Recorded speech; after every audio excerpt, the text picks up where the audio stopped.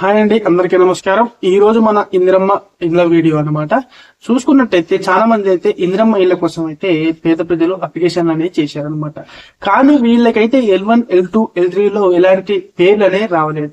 ఎందుకు అని చెప్పేసి ఈ వీడియో అయితే మనం మాట్లాడుకుందాం క్లారిటీగా. వీడియో అయితే లాస్ట్ వన్ చూడండి, లాస్ట్ వన్ చూస్తేనే మీకు క్లారిటీగా అర్థమైంది. అదే విధంగా వీడియో నచ్చినట్టయితే ఒక లైక్ చేయండి, షేర్ చేయండి, సబ్స్క్రైబ్ చేయండి. ఎలాంటి డౌట్ ఉన్నా కానీ కామెంట్ సెక్షన్ లో కామెంట్ చేయండి. మీకు ఖచ్చితంగా అయితే మీకు రిప్లై అనేది ఇవ్వడం జరుగుతుంది.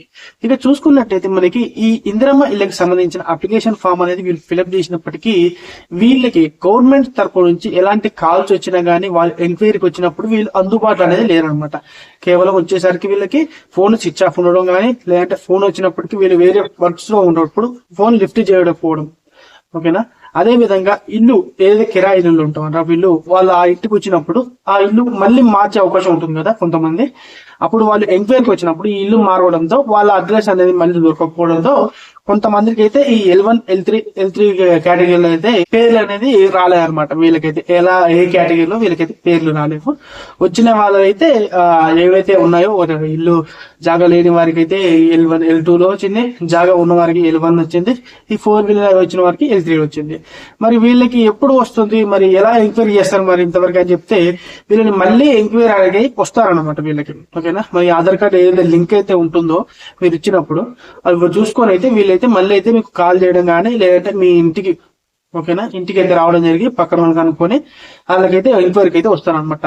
ఎప్పుడైతే మీ ఎంక్వైరీకి వచ్చి మీ ఫోటో అనేది తీసుకొని ఏదైతే వెబ్సైట్ ఉంటుందో దాంట్లో అప్లోడ్ చేస్తారో అప్పుడు మీకు L1, L2, L3 కేటగిరీలు అయితే మిమ్మల్ని జమ చేస్తారు అనమాట. అప్పుడే మీకు ఏదనేది సమాచారం వస్తుంది. చాలా మంది ఏమనుకుంటున్నారంటే మాకు అసలు పేరే రాలేదు కదా, మాకు ఇల్లే రాదు అనుకుంటున్నారు. అదంతా ఏం లేదనమాట. మీకు ఫస్ట్ ఎంక్వైరీ కావాలన్నమాట. ఎంక్వైరీ అయిన తర్వాత మీ వెబ్సైట్ లో అప్లోడ్ చేసిన తర్వాత అయితే మీకు ఏ కేటగిరీలోకి వస్తారా అని చెప్పేసి మీకైతే చూపించడం అయితే జరుగుతుంది. ఓకేనా. మీకైతే అర్థమైందని అనుకుంటున్నాను ఈ వీడియో వచ్చేసరికి. ఈ వీడియో కనుక మీకు నచ్చినట్టయితే మంచి లైక్ చేయండి, షేర్ చేయండి, సబ్స్క్రైబ్ చేయండి. ఎలాంటి డౌట్స్ ఉన్నా మాత్రం కామెంట్ చేయండి. నేనైతే ఖచ్చితంగా మీకైతే సమాచారాన్ని అయితే ఇస్తాను. ఓకేనా. Thank you. జై హింద్. నెక్స్ట్ వీడియోతో కలుద్దాం.